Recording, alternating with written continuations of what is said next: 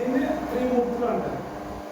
పవిత్రమైన త్రిమూర్తులు చెప్పండి. పవిత్రమైన త్రిమూర్తులు. దీన్ని ఇంగ్లీష్లో హోలీ కాన్సెప్ట్ అంటారు. హోలీ ట్రినిటీ అంటారు. పవిత్రమైన త్రిమూర్తులు చెప్పండి. పవిత్రమైన ఈ 4 అంశాల గురించి తెలుసుకుందాం. ఫస్ట్ ఏమో శూన్యత్వము చెప్పండి.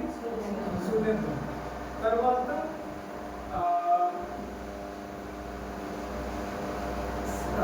ఆత్మ అనుభూతి. ఆత్మ అనుభూతి. తర్వాత శరీర స్పందనలు, శరీర అనుభూతి.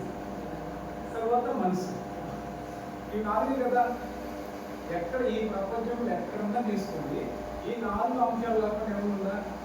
శూన్యత్వం గురించి చెప్పాలి, ఆత్మ అనుభవాలన్నా చెప్పాలి, ఆత్మ అనుభూతి గురించి అన్నా చెప్పాలి, శరీర స్పందనలు లేదా శరీర అనుభూతి గురించి చెప్పాలి, మనసు గురించి చెప్పాలి. ఈ 4 పాయింట్లు కాకుండా ఏమన్నా చెప్పండి. ఏదైనా ఎవరైనా చెప్పారంటే ఈ 4 పాయింట్లు కాకుండా, ఈ 4 అంశాలు కాకుండా